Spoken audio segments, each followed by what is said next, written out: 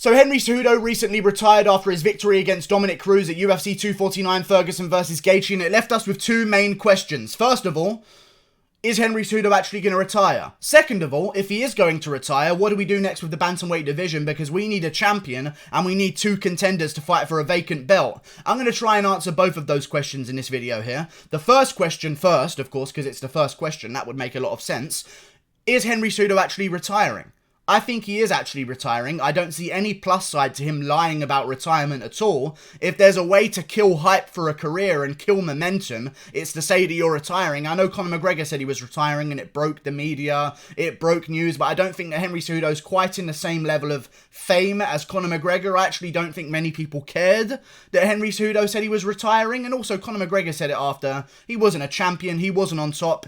It made less sense when Conor McGregor said he was going to retire than it does when Cejudo does. He's on top of the world. He wants to go out on top. He doesn't want to risk losing his legacy. He's gone undefeated. He's gone out with a win, which is always every fighter's dream. And he's made it out. And contrary to popular belief, Henry Cejudo is in his mid-30s. I know he looks like a child and is the size of a child, but either way, he's in his mid-30s.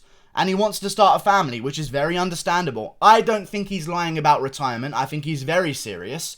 As I said, I don't see any upside to him lying about retirement at all. He also said to Dana White before the event even began that he was planning on retiring here, so I believe that even more now. And Dana White came out and said, hey, we're planning on doing Petr Yan versus whoever else for the vacant belt next. When do you ever hear Dana White make matchups the day after a fight or the day of the fight? That's something that Dana White says in every post-fight press conference. I don't make matchups the day of the fight. I gotta see what happens. But this time, he's straight on the ball, which means Henry Cejudo's probably not in the picture and Dana White's looking to move on real quick. Now let's talk about what happens next. Because Dana White, in the interview that I just mentioned, that proves that Henry Cejudo might actually be retiring, mentioned that Petr Yan is going to be fighting someone for the belt next. The interviewer that asked a question recommended Aljamain Sterling. He didn't say Aljamain Sterling, but I'm sure that's just because he doesn't want to set in stone what the matchup's going to be. He still wants to leave some kind of illusion before he announces it to the world. But it could mean that he's not planning on doing Aljamain Sterling in the title picture anytime soon, and maybe he's going to do Petr Yan versus Marlon Moraes. This is what I want to talk about. What happens next with the bantamweight division? I feel as though Petr Yan versus Aljamain Sterling is the fight to make. They've got history with each other. Aljamain Sterling's been on the Joe Rogan podcast. We have a clip of Aljamain Sterling saying he's not scared of Petr Yan. They had an altercation backstage where Petr Yan was doing the champ belt thing at Aljamain and slitting his throat at Aljamain as well. That's some great storyline there to build a belt around. I wouldn't mind seeing that fight. But also there's some other guys in the mix. There's Sandhagen. There's Moraes. There's a lot of guys out there. There's two guys. There isn't really a lot of guys. There's two main guys that aren't Aljamain or Petr Yan, and that is Sandhagen and Moraes. Yan was supposed to be fighting Moraes on June the 13th, I believe, at UFC Kazakhstan. That's still a fight I'm sure that Yan wants because it's a #1 contenders fight. If you beat Marlon Moraes, you get a title shot. Aldo didn't even have to beat Marlon Moraes to get a title shot. That's how much Marlon Moraes' name is worth in a division. Even though some people thought Aldo won, it was a close fight. But I'm saying is, even just by looking like he beat Marlon Moraes, Jose Aldo got himself a title shot. So it seems as though Marlon Moraes is in the mix for a title shot. I just don't think that that's a very wise idea. In terms of the UFC's promotion, on getting behind a new champion, I think the worst thing you could possibly do is include the only man in the division right now, other than Dominick Cruz, at bantamweight, who's lost to Henry Cejudo in the title fight. Because you know what that tells the casual fan? Oh, that's the guy who lost to the last champion. He's fighting for the belt now, so if he wins, he ain't the champion.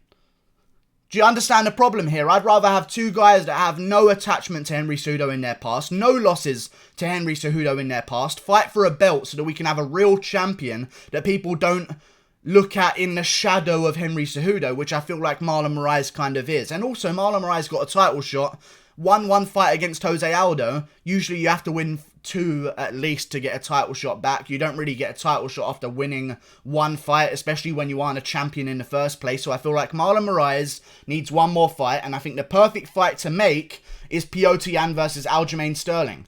I know Aljamain Sterling has lost to Marlon Moraes. Maybe that's a rematch we can have, and that's actually going to be good for Marlon Moraes if Aljamain Sterling beats Petr Yan, which, by the way, I don't think will happen. I think Petr Yan will destroy Aljamain Sterling. I think Petr Yan's going to be championing championing the division for a very long time to come. I think Petr Yan's going to be champ. I think he's going to be the next big star of the UFC in Russia. He's not even full Russian, but he's the real Russian that we're looking for. Fuck all this be humble, who is next? No one wants all of that shit. We want a real Russian who's going to shit talk. Petr Yan says things like he wants to leave guys' faces in a bloody pulp. Like, I just love the way Petr Yan talks. He does the whole throat slitting thing. He's just an intimidating man, and we need that at bantamweight right now, because even though he's small, people still see him as frightening. Like, Henry Cejudo in front of me, I wouldn't see him as a frightening person, if you understand what I mean. But Petr Yan, there's just something about the way... I guess it's because he doesn't speak English, and I can't, like, sort of reason with him. That makes me panic a little bit more. I like that. I like a foreign guy as the champion, you know? I like not understanding what they're saying. Because it's terrifying. They could be saying anything. But either way... Petr Yan versus Aljamain Sterling. At least I can communicate with Henry Cejudo and maybe say, hey, don't do this, don't twist me up into a pretzel and break my arms off. But Petr Yan, there's just none of that. Maybe just say no mass over and over and over again. He's terrifying is my point. But Aljamain deserves to fight Petr Yan for the belt next, even though he's lost to Marlon Moraes. I understand. He's also on a 3-fight win streak right now over some decent guys. He beat Pedro Munoz. Pedro Munoz beat Cody Garbrandt, you know? Whatever you want to say about Cody Garbrandt's fight IQ in that fight, Pedro Munoz KO'd Cody Garbrandt in the first round, and Aljamain Sterling chewed up Pedro Munoz for 3 rounds, even though it was quite competitive. I mean, Aljamain Sterling was well in control of that fight. I want to see Petr Yan versus Aljamain. I think Petr Yan would annihilate Aljamain. I think Aljamain's an interesting test for him. They have storyline, but what happens with the rest of the division? I know a lot of people are going to be asking, well, what does Marlon Moraes do then? Marlon Moraes fights Corey Sandhagen next. Winner of that one gets the next title shot against the winner of Aljamain versus Yan. It's that easy. One more fight for the pair of them. Sandhagen hasn't earned a title shot yet. I'm sure Sandhagen is kind of on everyone's radar as the bottom of the top 4 right now. Petr Yan, I think, is everyone's number 1 along with Marlon Moraes. Maybe they're joint first. Aljamain Sterling's just a little segment behind them, and then Sandhagen's pulling up the rear. He's still got one more to go, I feel, and the Frankie Edgar fight might have been that one fight to get him towards a title shot. However, that was cancelled. So, I want Petr Yan versus Aljamain Sterling to fight for the belt. Whoever wins is the champion, because that way you have no shadow over them from Henry Cejudo beating one of them, which is great news, because you've got an actual champion that people respect as champion, rather than Marlon Moraes, as I said earlier. Marlon Moraes should fight Corey Sandhagen. The winner of that fight should get the title shot, but now I know what you're going to ask. What about the rest of the division? What about Jose Aldo? What about Dominick Cruz? What about TJ Dillashaw? He's coming back soon. I'll answer all of those questions. Give me a moment. Let's talk about the top 10. Jose Aldo should fight Pedro Munoz next at UFC 250 in Brazil. Not in Brazil. It's a Brazilian-themed event. Cody Garbrandt versus Rafael Sansal's on there. Amanda Nunes is headlining that event. For now, I hope that she's fucking not. I'd actually rather Petr Yan versus Aljamain headline that event. I know Aljamain suggested doing that, so I think that's going to put him in the UFC's good books, knowing that he's able to fight soon for the belt, and he wants that opportunity so bad that he doesn't even need a full training camp for it. I like that from Aljamain Sterling. If Yan versus Aljo could headline the UFC 250 card on June 6th, because they both had fights around that time. Remember, Yan was supposed to fight a week from then, so he's still in shape. If they make that fight as a headliner on that Brazilian-themed card, I think a great addition to that card would be the Aldo versus Munoz fight. 2 guys coming off losses. Aldo's is a loss. It was a close fight. I don't know why people say that was a robbery. It was a close fight. Could have gone either way. I thought Aldo won. So what? He fucking didn't. Aldo versus Munoz could be next on the main card of that pay-per-view. Great fight. The winner does not get a title shot, by the way. I'm not going to give Aldo a title shot for beating Munoz. That's just not going to happen.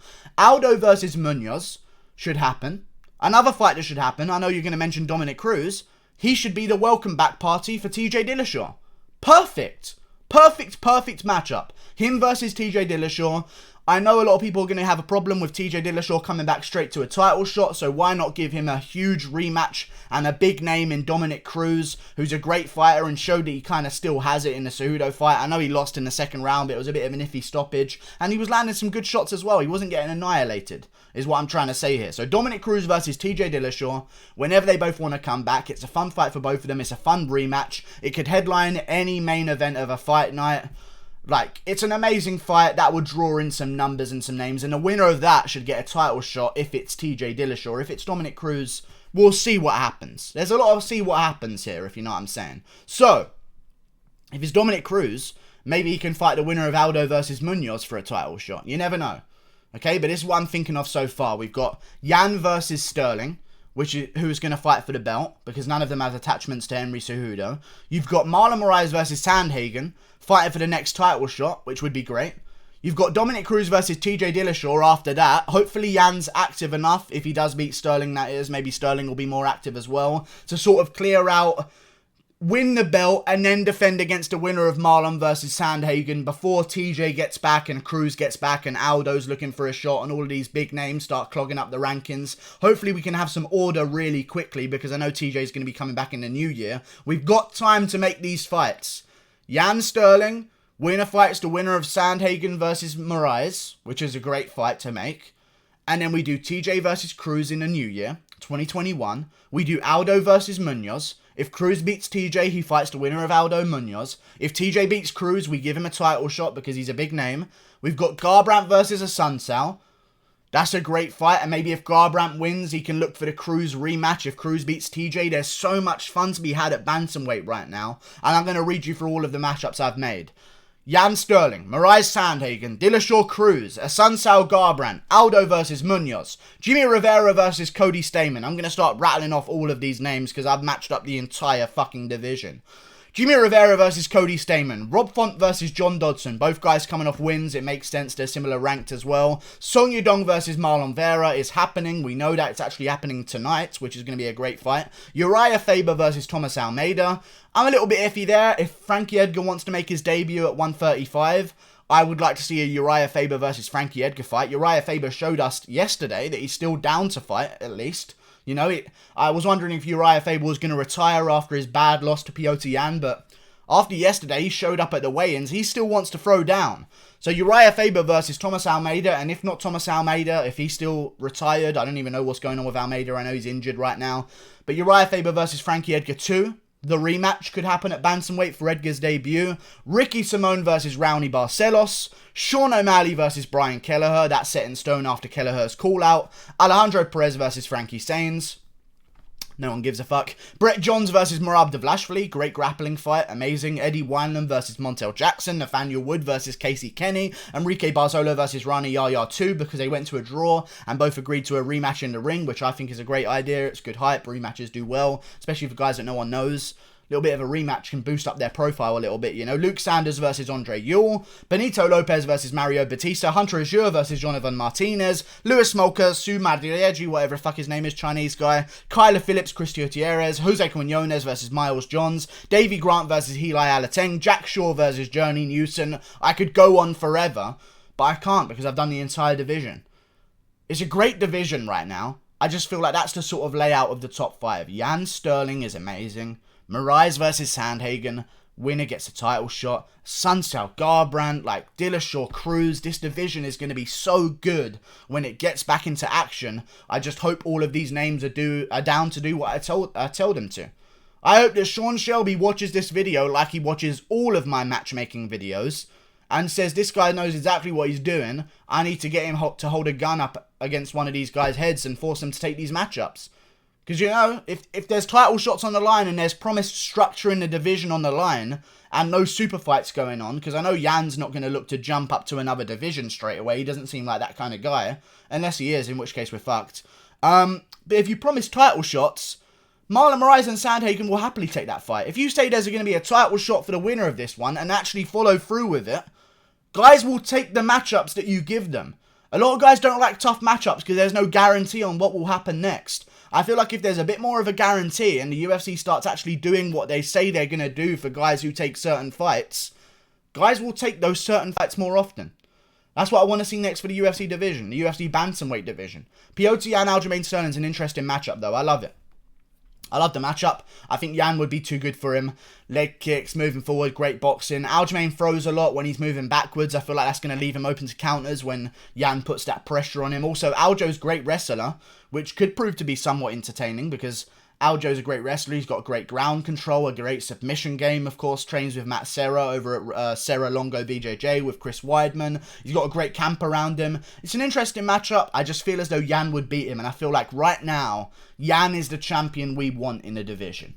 I know Aljamain Sterling says, come on, UFC, crown Jamaica's first champion, and that was his whole ploy to get them to give him the title shot, but, you know, you're American, calm down. Like, Aljamain Sterling's acting like he grew up in Jamaica and has only just got to America. You know, your parents might be Jamaican, a little bit. Good job. I don't think the nation of Jamaica is rallying around Aljamain Sterling right now, is all I'm trying to say. But either way, like and subscribe. Thank you for watching. That's what I think should happen next. It makes the most sense in the world. Goodbye. Click that button there. See you later. Like and subscribe.